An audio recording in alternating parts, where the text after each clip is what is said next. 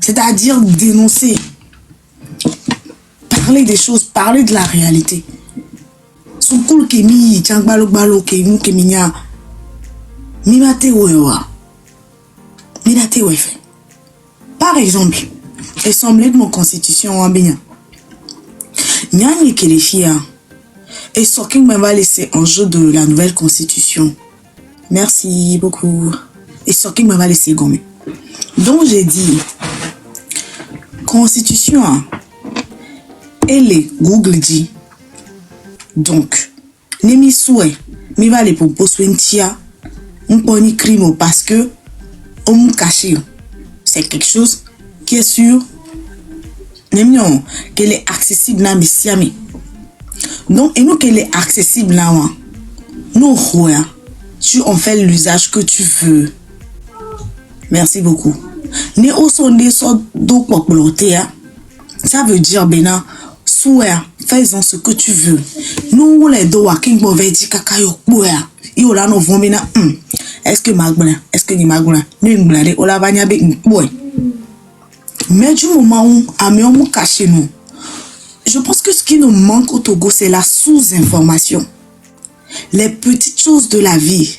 Et nous voulons balo. N'y que les filles vivent ni mounia essaie qu'on y toni en tant que Togolais.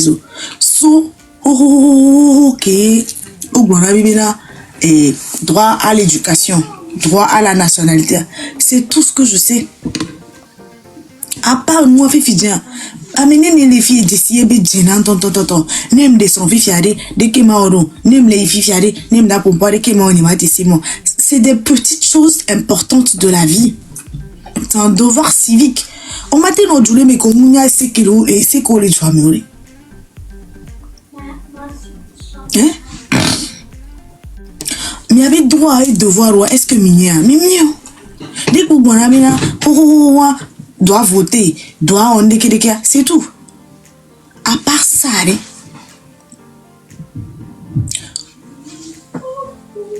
droit qu'à mes bagnons. Il y avait droit à coup de devoir qu'à mes bagnons.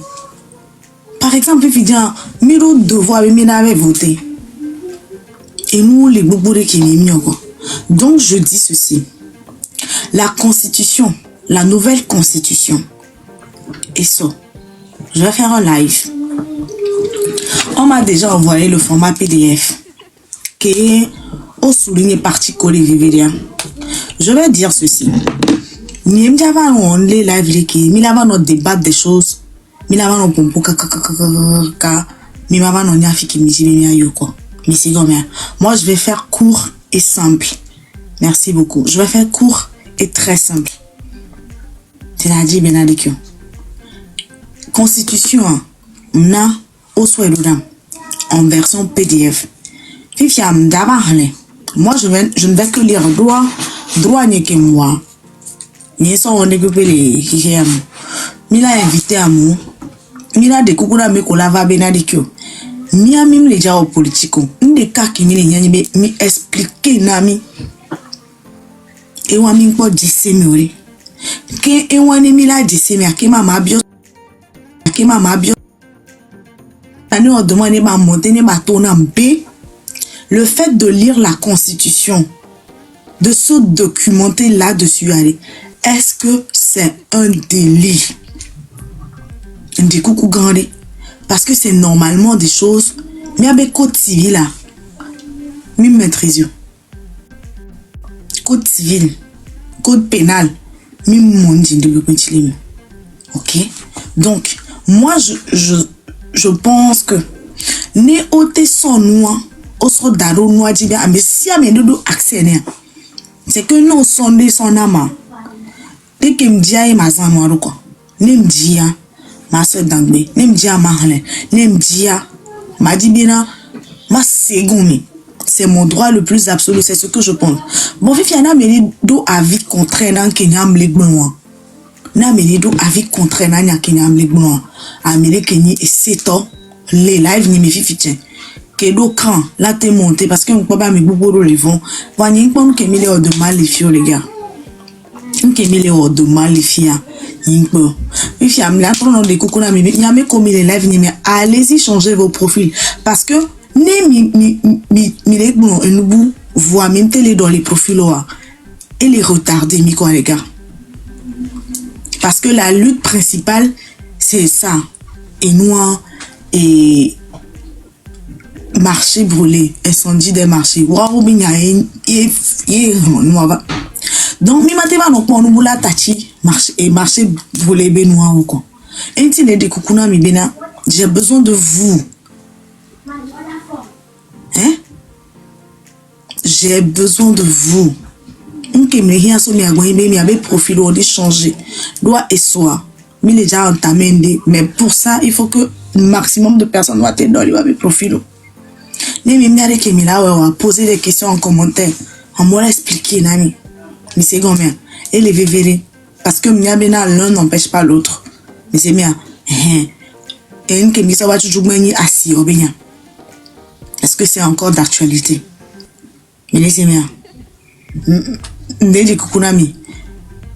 Mi aige, mi awe. De kari. A me si amener dans les profils.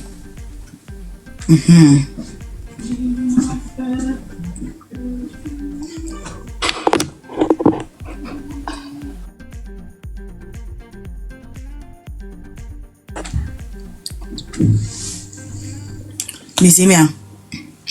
Donc, à mes dit là dans les profils là, mais bien avec dans les profils là, les commentaires, mais comment ils ont fait, ils vont vous expliquer parce que ne même pas mon profil à bien, mi a pédo mi non ti quoi, mi la pédo mi non ti, les matins non bon et ya constitution, la bon profil toi Dieu.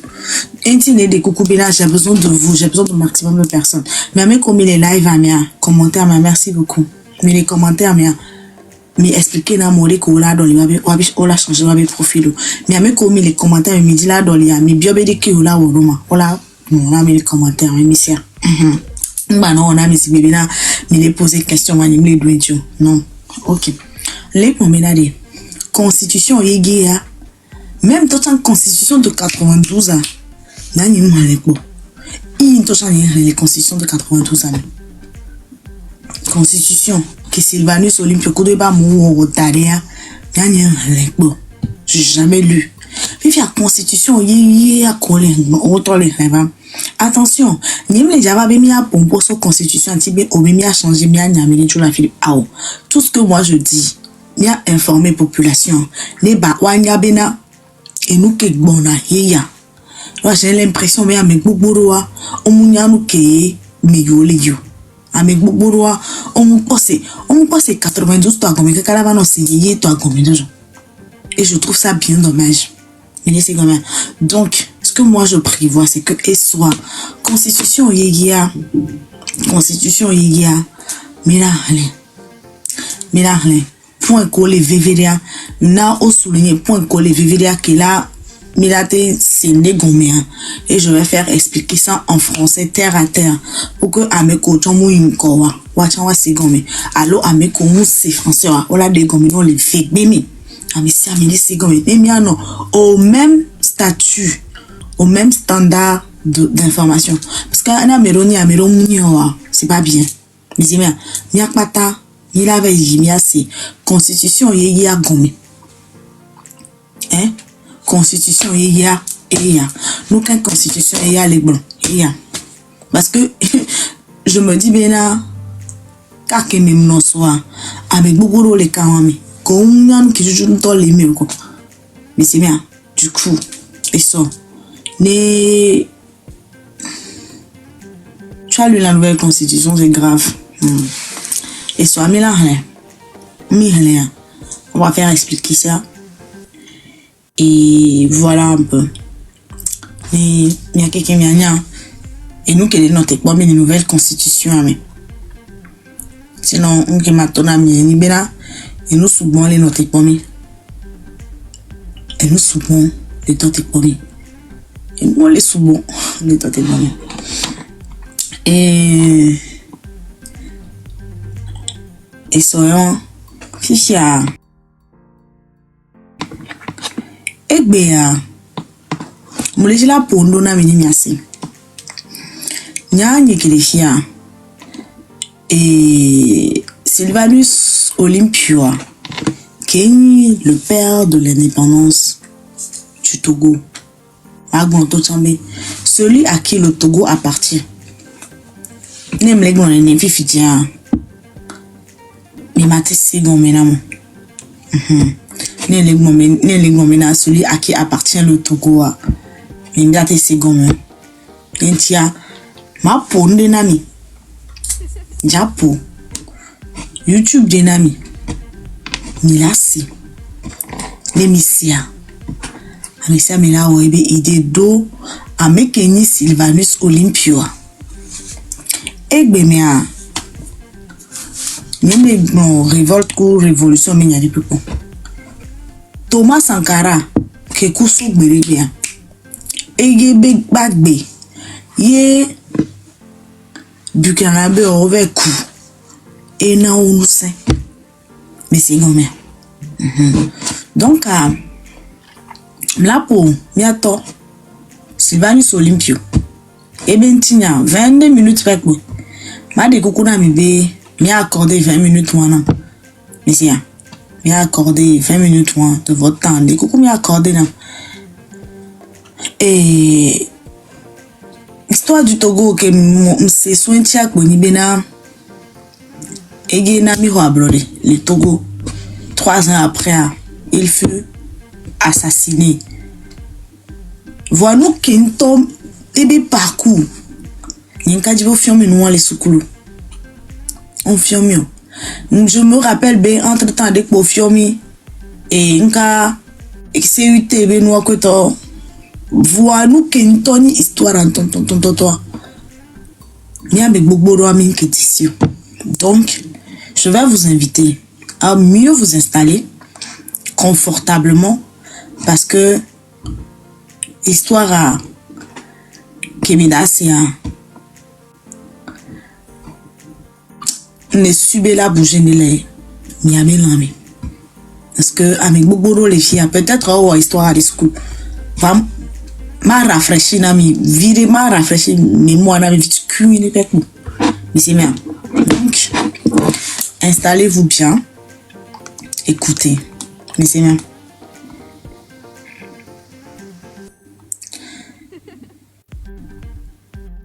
On vous a pas expliqué. Cameroun aidé. Vous êtes prêts? Et voilà. Des États-Unis à Lomé au Togo est retrouvé le corps sans vie criblé de balles du président au matin du 13 janvier 1963 sous un mangué devant l'ambassade des États-Unis à Lomé au Togo est retrouvé le corps sans vie criblé de balles du président de la République du Togo, Sylvanus Olympio. La propagation de cette information enclenche dans tous les esprits une série de questions à savoir qui l'a tué, pour quelles raisons et que s'est-il réellement passé dans la nuit du 12 au 13 janvier 1963. Bon, avant d'apporter des éléments de réponse à ces questions dans la suite de la vidéo, il serait nécessaire tout d'abord de bien définir le contexte historique, c'est le parcours de Sylvanus Olympio et mettre bien la vision politique qu'il avait. Donc restez bien scotché, l'histoire de Sylvanus Olympio c'est maintenant. Est-ce que la message me les seigneurs ni même les seigneurs m'a dit il n'est que la la seigneur mais les seigneurs parce que les primordial même il y a nos seigneurs ni même les seigneurs à réclamer mais les seigneurs même les seigneurs ok j'ai tout waouh on doit les profils on doit profil on doit et non non ok un brody support qui n'a jamais vu la seigneur donc voilà soutien les chambres les filles donc pour l'instant voilà toi dynamique. Au matin du 13 janvier 1963, sous un mangué devant l'ambassade des États-Unis à Lomé au Togo, est retrouvé le ne me laissez à mieux en commentaire, ok? corps sans vie criblé de balles du président de la République du Togo, Sylvanus Olympio. La propagation de cette information enclenche dans tous les esprits une série de questions à savoir qui l'a tué, pour quelles raisons et que s'est-il réellement passé dans la nuit du 12 au 13 janvier 1963. Bon, avant d'apporter des éléments de réponse à ces questions dans la suite de la vidéo, il serait nécessaire tout d'abord de bien définir le contexte historique, c'est le parcours de Sylvanus Olympio et mettre en lumière la vision politique qu'il avait. Donc restez bien scotchés, l'histoire de Sylvanus Olympio c'est maintenant. En 1884, le roi Lampa III de Togoville signe un traité de protectorat avec l'Allemagne représentée par Gustave Nachtigal. Le pays prend le nom de Togoland et un protectorat allemand de 1884 à 1914. Car en 1914, après l'annonce officielle de la Première Guerre mondiale, les puissances coloniales présentes en Afrique commencent à se faire la guerre sur le continent. On a donc la France présente au Dahomey, l'actuel Bénin, et l'Angleterre présente au Gold Coast, l'actuel Ghana, attaque l'Allemagne au Togo et récupère le Togo comme un butin de guerre. Donc à partir de 1914, le Togo est occupé par la France et l'Angleterre. Ils divisent le pays en deux parties, la partie ouest aux Britanniques et la partie orientale aux Français. En 1922, le Togo est placé sous mandat de la Société des Nations et en 1946, le Togo, condominium franco-britannique, est placé sous la tutelle des Nations Unies mais reste toujours administré par la France et la Grande-Bretagne. Par un référendum organisé en 1956, la partie anglaise du Togo accepte de fusionner avec le Ghana. Ainsi, il ne reste qu'un seul Togo, le Togo français, qui est le Togo qu'on connaît jusqu'à aujourd'hui. C'est donc pendant la période allemande, plus précisément le 6 septembre 1902 à Kwando, que Sylvanus Olympio voit le jour. Il est le fils d'Epifanio Olympio, un riche commerçant qui a fait fortune à la vente de cacao, et sa mère Fidèle Afé est originaire du nord du Togo et avait été vendue comme esclave à la famille de Epifanio. Bon, une femme noire qui a été vendue comme esclave à une famille noire. Déjà, il faut comprendre que le père de Sylvanus Olympio avait pour père un métis brésilien qui récupérait les esclaves dans la zone d'Agoy et les élevait. Et la grand-mère paternelle de Sylvanus Olympio était une princesse Yoruba de la région d'Aboy-Koto au Nigeria. Donc Sylvanus Olympio naît déjà dans la rare élite noire pendant l'époque coloniale. Il commence ses classes primaires à la mission catholique allemande, ensuite il fréquente l'école coloniale française. Après l'obtention de son CEP, Sylvanus Olympio retourne à Kwando dans le Togo britannique pour faire la première partie de ses études secondaires. En 1920, il a 18 ans, il fait ses bagages pour Londres. À Londres, il obtient tout d'abord la London Matriculation, qui est l'équivalent du baccalauréat français. Et puis, il étudie l'économie politique à la prestigieuse Université de London School of Economics.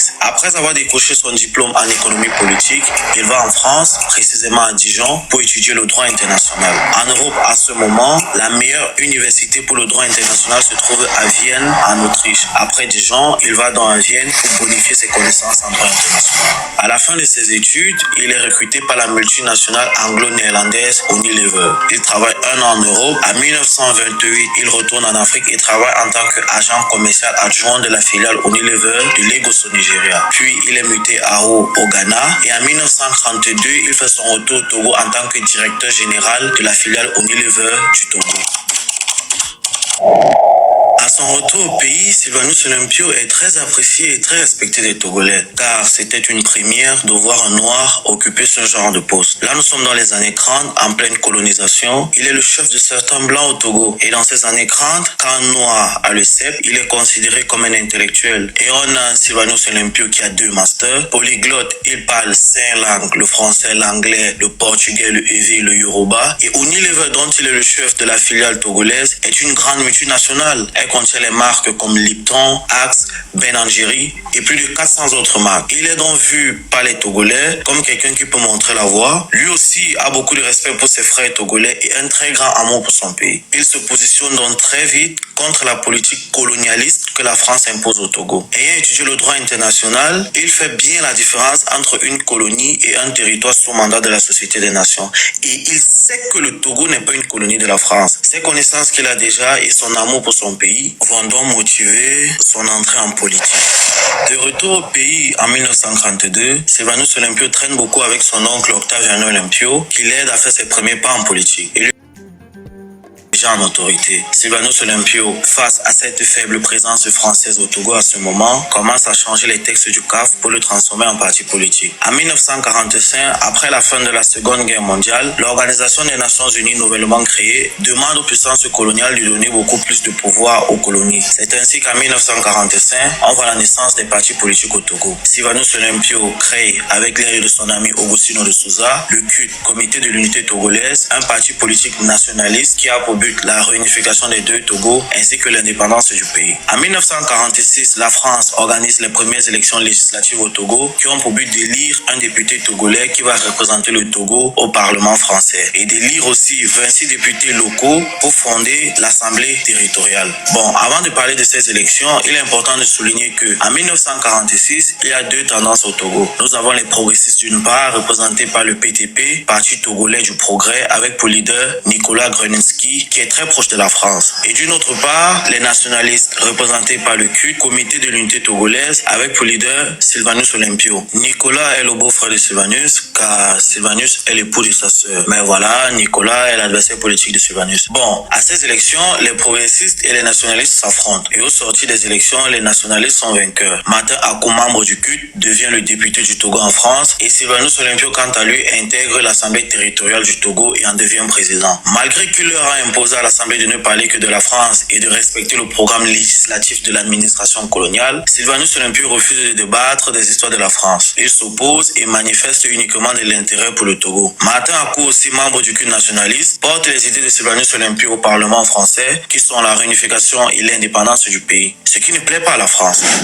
Elle organise ainsi de nouvelles élections au Togo en 1951 qu'elle appelle le renouvellement des membres de l'Assemblée. À ces élections, les progressistes et les nationalistes s'affrontent une fois de plus. Et à la surprise de tous, ce sont les progressistes qui gagnent. Nicolas Grunitzky devient le député du Togo en France et Sylvanus Olympio perd sa place à l'Assemblée. Mais pour lui, la France a manipulé les élections et n'accepte pas les résultats. Je tiens à rappeler que les nationalistes sont anti-français alors que les progressistes sont pour la France. On a dans la France qui organise les élections et qui les supervise.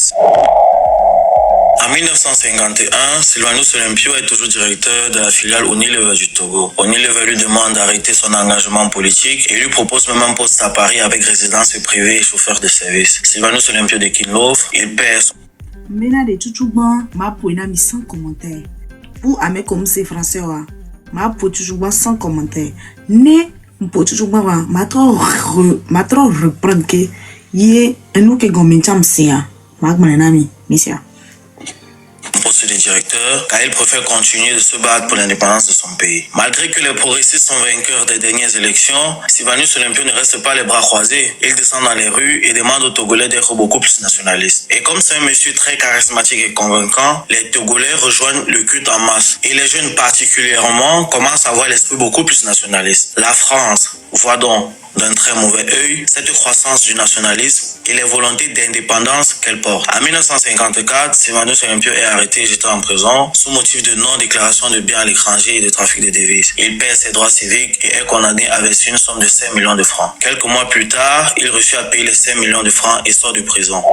En 1956, beaucoup de pays africains veulent déjà accéder à l'indépendance. On a par exemple le Soudan qui obtient son indépendance en 1956. Au Ghana, Kwame Nkrumah se bat pour l'indépendance, qu'il obtiendra en 1957. Au Cameroun, l'UPC, Union des populations du Cameroun, avec son leader Robert Oumniobé, lutte pour l'indépendance. Face à ces envies d'indépendance, dans une mesure d'anticipation, la France veut donc adopter le Togo comme pays autonome en interne, mais sous tutelle française à l'échelle internationale. Elle organise ainsi de nouvelles élections au Togo en 1956 qui consistent à demander aux électeurs togolais s'ils acceptent d'être autonomes en interne mais toujours sous tutelle française. Sylvanus Olympio sabote ces élections et refuse de participer car pour lui, la France va toujours manipuler les élections comme elle l'a fait en 1951. À ces élections de 56, il n'y a pas de nationalistes et malgré qu'il y a donc que les progressistes, la France se proclame quand même officiellement en août 1956 la République autonome du Togo sous tutelle de la France. Et cette république a pour premier ministre Nicolas Grunitzky et pour président de l'Assemblée législative Robert Ajavon. Grunitzky, bon ami de Jacques Foccart, gouverne le pays selon la volonté de la France. Il rend la vie dure aux nationalistes. Il interdit qu'on parle d'indépendance au Togo. Bon, Sylvanus Olympio de son côté n'accepte pas le statut de son pays comme république autonome en interne et sous tutelle de la France. Déjà que selon lui, la France a manipulé les résultats de l'élection de 51 et il ne reconnaît même pas les élections de 56. Il va donc écrire plusieurs fois à l'ONU l'ONU pour demander qu'elle se penche particulièrement sur le cas du Togo. Il dénonce et critique la malgouvernance du pays, le trucage des élections par la France, et il souligne aussi et surtout le fait que le Togo est capable de se gouverner lui-même et n'a pas besoin de tuteur. En août 1958, l'ONU envoie un missionnaire au Togo pour contrôler la situation politique du pays. À la suite du rapport de ce missionnaire, l'ONU exige à la France d'organiser de nouvelles élections. C'est ainsi que le 27 avril 1958, des nouvelles élections sont organisées au Togo, élections organisées par la France, mais supervisées par l'Organisation des Nations Unies. La supervision de ces élections par l'ONU met les nationalistes en confiance et ils participent. Et cette élection, obtenue par la lutte acharnée de Sylvanus Olympio, marque un tournant décisif dans l'histoire du Togo. À ces élections, voter pour les nationalistes revient à demander l'indépendance immédiate du pays, tandis que voter pour les progressistes revient à accepter le Togo comme pays autonome en interne et sous tutelle de la France. Les nationalistes sont représentés par le CUT et la Juventus, un parti nationaliste constitué essentiellement de jeunes, et les progressistes soutenus par la France sont représentés par le PTP et l'UCPN, Union et chef des populations du Nord, qui a pour leader Antoine Meachi. Au sortir de ces élections du 27 avril 1958, ce sont les nationalistes qui sont vainqueurs. Et à partir de ce jour, le Togo est officieusement un pays indépendant et Sylvanus Olympio est désigné Premier ministre. Cette victoire dérange Paris car la France sait qu'avec Sylvanus Olympio, ses intérêts au Togo sont menacés. Est-il indiscret de vous demander de quelle manière vous envisagez ensuite les rapports entre la France et le Togo? Voilà, là vous me posez une question qui sera tranchée non pas par les gouvernements ou par moi-même, mais par l'Assemblée territoriale, ça veut dire notre Assemblée législative. Et ceci, ce sera pour plus tard. Ça sera certainement plus tard. Bien que Georges Spinal garde encore son titre de gouverneur du Togo, Sylvanus Olympio, à partir de 1958, est déjà la première personnalité du pays. Il est celui qui a tous les pouvoirs. Directement après les résultats de l'élection du 27 avril 1958, il refuse de proclamer l'indépendance du pays. Car pour lui, pour pouvoir proclamer l'indépendance, il est primordial de construire tout d'abord les structures qui peuvent supporter un État, de mettre sur pied un tas d'éléments indispensables pour un pays indépendant et de mettre aussi le pays dans une bonne situation économique. Il repousse donc l'indépendance de 2 ans et pendant ces 2 années, malgré les faibles moyens à sa disposition, il construit des ministères, il construit le monument de l'indépendance, il forme un gouvernement, il fait l'hymne du Togo, il fait le drapeau du pays, il construit des écoles. Et plus important encore, la France, en reconnaissant l'indépendance du Togo, a imposé une dette de 800 millions de francs au Togo. Sylvanus Olympio augmente les taxes et les impôts aux Togolais et l'argent recueilli grâce à l'augmentation de ces taxes, il rembourse la dette à la France. Et une fois toutes ces choses réalisées, le 27 avril 1960, Sylvanus Olympio proclame solennellement l'indépendance du pays. Sentinelle, que dis-tu de la nuit? La nuit est longue, mais le jour vient. Excellences, mesdames, messieurs, le grand jour tant souhaité est enfin arrivé. Notre pays, le cher Togo, qui depuis 1884 a été successivement protectorat allemand, condominium franco-britannique, territoire sous tutelle de la France, retrouve en ce jour du 27 avril 1960 sa liberté d'antan.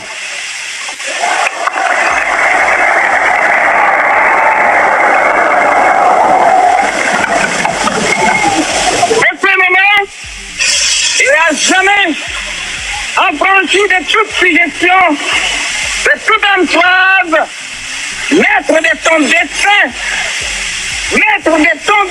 cher Togo, mon cher pays, et voilà libre enfin. Au nom du peuple togolais, je proclame solennellement l'indépendance du Togo, notre patrie.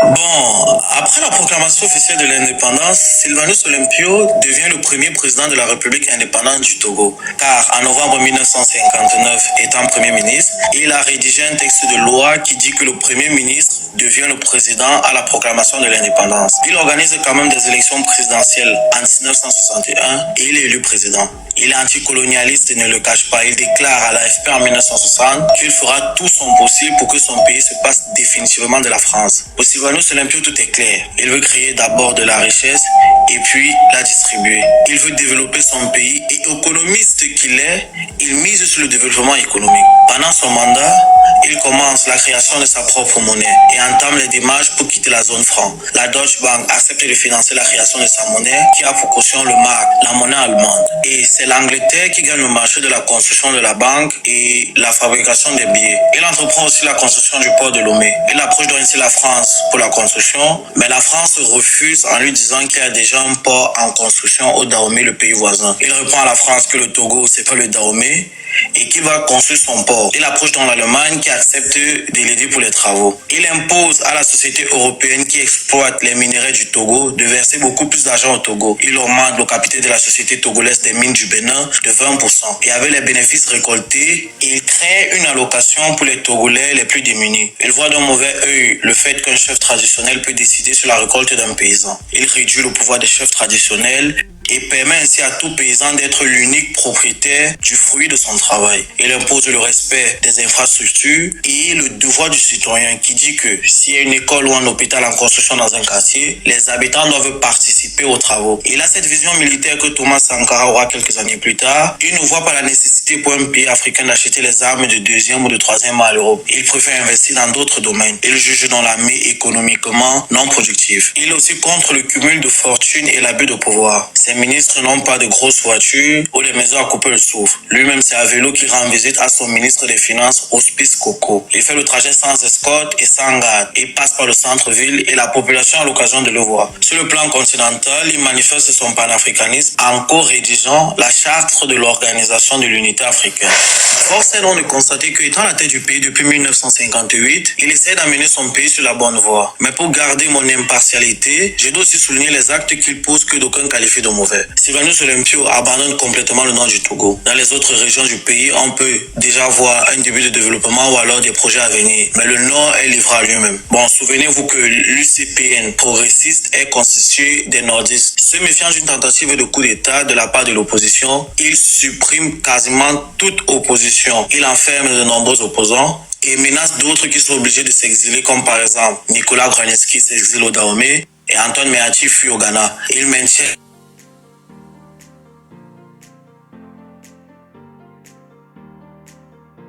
il payait une certaine quantité de taxes et aujourd'hui, malgré que le pays est indépendant, il paye plus de taxes qu'avant. Sylvanus Olympio est aussi traité de tribaliste car il favorise les ressortissants aisés. Malgré tout cela,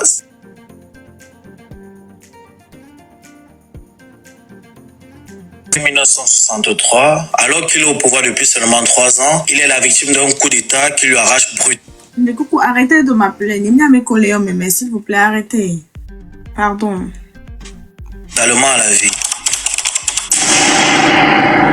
Quelles sont alors les raisons qui auraient causé l'assassinat de Sylvanus Olympio? Sa volonté de quitter la zone franc et de créer sa propre monnaie déplaît à la France. En demandant à la société qui exploite les ressources du Togo de verser beaucoup plus d'argent au Togo, et s'attire le mécontentement de ses actionnaires, qui sont majoritairement des Français. En refusant de s'aligner à la proposition de la France et en allant voir l'Allemagne pour la construction du port de Lomé, il se met encore pari à dos. Le fait que Nicolas Grunitzky s'exile dérange un homme en particulier, l'homme de l'homme, le conseiller de l'Élysée aux affaires étrangères, Jacques Foucault, qui est un très bon ami de Grunitzky. Et pour ceux qui s'intéressent à l'histoire africaine, ils savent que quand un président avait pour ennemi Jacques Foucault, ses jours étaient déjà comptés. Bon, fait majeur, en 1962, on a le retour des demi-soldes dans leur terre natale. Les demi-soldes sont des soldats qui ont accepté de combattre aux côtés de la France dans les guerres d'Indochine et d'Algérie. Parmi ces soldats, il y a un homme qui va marquer l'histoire de l'Afrique, c'est l'empereur Jean-Bédel Bokassa, mais on va parler de lui dans une autre vidéo. Bon, une fois que ces soldats font leur retour dans leurs pays respectifs, ils intègrent l'armée de leur pays. Mais au Togo, Sylvanus Olympio refuse d'intégrer les demi-soldes dans son armée. Il n'accorde pas une grande importance à l'armée et ne veut pas mettre de l'argent dedans. À ce moment au Togo, l'armée est constituée d'à peine 300 hommes et le Togo a un budget d'à peine 3 milliards de francs. Il soupçonne aussi les demi-soldes d'être manipulés par la France. Il les juge anti-indépendantistes car ce sont des soldats qui ont accepté volontiers de combattre aux côtés de la France, des peuples qui ne réclamaient que l'indépendance de leur pays. Il dit aux demi-soldes qu'il n'a pas d'argent l'argent pour les payer. Et plus tard, il prend connaissance que la France les a dédommagés. Il leur propose alors de s'intéresser à d'autres corps de métier. Le problème est que les demi-sols sont entêtés et ne veulent uniquement qu'intégrer l'armée au Togo. Sylvanus Olympio reste ferme et ne cède pas. Il y a donc ainsi une grande tension qui naît entre Sylvanus Olympio et ces demi-soldes-là. L'ambassadeur français du Togo, Henri Mosailleur, joue l'entremetteur entre Sylvanus Olympio et les demi-soldes pour essayer d'arranger la situation, mais ne parvient pas. Bon, pour récapituler, on a donc Sylvanus Olympio qui s'est mis plusieurs fois la France à dos. Il a Jacques Faucon à dos. Il a une partie de la population qui ne l'aime pas beaucoup, notamment les commerçants et d'autres qui qualifient sa politique aussi de semi-dictatoriale. Et pour clôturer, il a aussi ses soldats, dont ses demi-soldats d'eau. Le 15 janvier 1963, le ministre des Finances du Togo doit se rendre à Paris pour signer les arrêts de coopération monétaire, signifiant ainsi la sortie officielle du Togo de la zone franc. Mais avec l'assassinat de Sylvanus Olympio le 13 janvier, cette fin de collaboration n'a plus jamais été signée. À qui donc peut profiter la mort du président Olympio? Avec l'analyse du déroulement du coup d'État, chacun peut se faire sa petite idée. Bon, le 12 janvier à 23h, un commando lourdement armé arrive à la résidence de Sylvanus Olympio. La résidence est gardée par 2 policiers que les putschistes neutralisent facilement. À travers sa fenêtre à l'étage, Sylvanus Olympio voit ce qui se passe en bas. Il prend son arme, met ses enfants, sa femme et ses neveux qui dorment chez lui ce soir à l'abri. Puis il tire dans les escaliers. Les putschistes qui essaient alors de monter à l'étage rebroussent chemin. Il profite pour sortir par la fenêtre. Une fois dehors, il escalade le mur qui sépare sa résidence de l'ambassade des États-Unis. Dans l'ambassade, il se cache dans une voiture qui est garée dans la cour. Les putschistes chez Sylvanus Olympio trouvent sa famille et ne sachant pas où il est, il menace sa femme de dire où il se cache. Le problème est que elle-même ne sait pas où se trouve le président. De l'autre côté, Sylvanus Olympio, en entrant dans l'ambassade, est aperçu par le gardien de l'ambassade qui appelle directement son patron, l'ambassadeur des États-Unis. Et ce dernier vient à l'ambassade, il voit le président Olympio caché dans la voiture et lui dit qu'il a oublié les clés de l'ambassade. Il rentre donc les récupérer afin de pouvoir mettre Olympio à l'abri à l'intérieur. Arrivé chez lui, l'ambassadeur des États-Unis appelle son homologue français pour lui faire part de la situation. L'ambassadeur de France lui dit de laisser tomber, qu'il prend la situation en main. Après ce coup de fil, les putschistes qui ne savent pas où est caché Sylvanus Olympio vont comme par magie le trouver dans cette voiture. Ils traînent le président Olympio à l'extérieur et lui ordonnent de les suivre, chose que Sylvanus Olympio refuse. À 7h15 exactement, un homme, le sergent Étienne Nyassimbre Yadema, tire 3 fois dans le dos du président. Sylvanus Olympio s'écroule. Et comme c'était la tradition en Indochine, il lui coupe les veines. Plus tard, Yadema revendique le crime et les putschistes disent qu'ils étaient sous les ordres de personne et qu'ils l'ont fait parce que selon eux, Sylvanus Olympio était un dictateur. Mais il y a beaucoup de zones d'ombre autour de cet assassinat, car avant d'arriver chez Sylvanus Olympio, la quasi-totalité de ses ministres sont déjà arrêtés. Qui a fourni donc toute cette logistique à ces putschistes pour qu'ils puissent arrêter tous les ministres et ensuite le président? Et ce 12 janvier, Étienne Eyadema est en arrestation hors de Lomé. Comment se trouve-t-il au lieu du crime? Qui lui donne la voiture et qui le libère?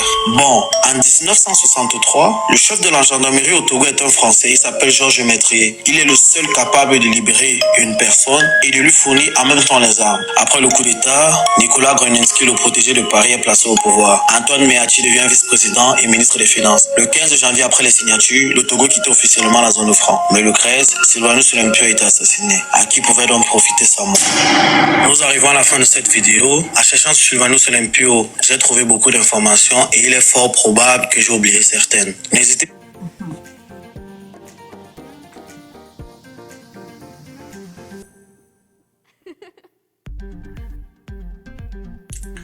L'écho me protéger live. Pardon.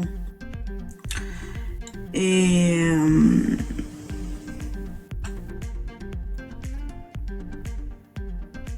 ma trop pour qui? Moi, une trop les pour. Alors, ma tatine parce que j'ai envie de commenter un tout petit peu là-dessus.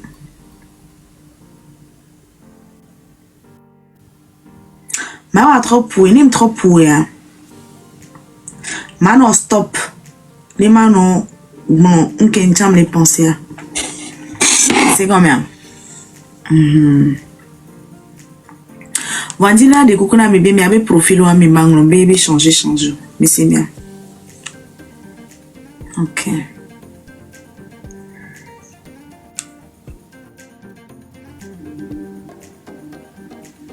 Au matin du 13 janvier 1963, sous un manguet devant l'ambassade des États-Unis à Lomé au Togo, est retrouvé le corps sans vie criblé de balles du président de la République du Togo, Sylvanus Olympio. La propagation de cette information enclenche dans tous les esprits une série de questions à savoir qui l'a tué, pour quelles raisons et que s'est-il réellement passé dans la nuit du 12 au 13 janvier 1963. Bon, avant d'apporter des éléments de réponse à ces questions dans la suite de la vidéo, il serait nécessaire tout d'abord de bien définir le contexte historique, c'est le parcours de Sylvanus Olympio et mettre en lumière la vision politique qu'il avait. Donc restez bien scotchés, l'histoire de Sylvanus Olympio c'est maintenant.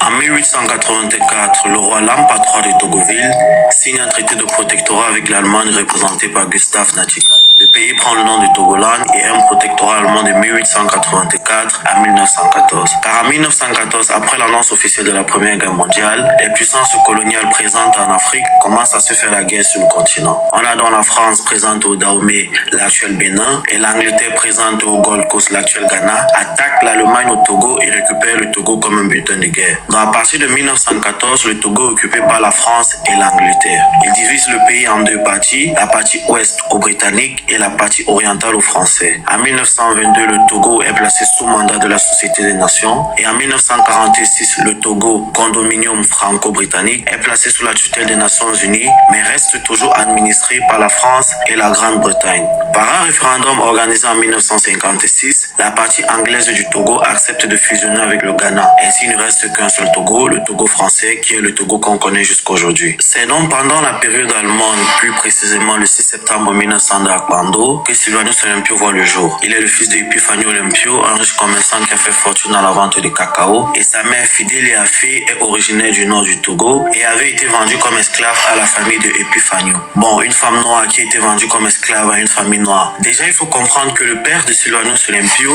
avait pour père un métis brésilien qui récupérait les esclaves dans la zone d'Agoué et les élevait. Et la grand-mère paternelle de Sylvanus Olympio était une princesse Yoruba de la région d'Aboué-Koto au Nigeria. Donc Sylvanus Olympio naît déjà dans la rare élite noire pendant l'époque coloniale. Il commence ses classes primaires à la mission catholique allemande, ensuite il fréquente l'école coloniale française. Après l'obtention de son CEP, Sylvanus Olympio retourne à Kando dans le Togo britannique pour faire la première partie de ses études secondaires. En 1920, il a 18 ans, il fait ses bagages pour Londres. À Londres, il obtient tout d'abord la London Matriculation, qui est l'équivalent du baccalauréat français. Et puis, il étudie l'économie politique à la prestigieuse université de London School of Economics. Après avoir décroché son diplôme en économie politique, il va en France, précisément à Dijon, pour étudier le droit international.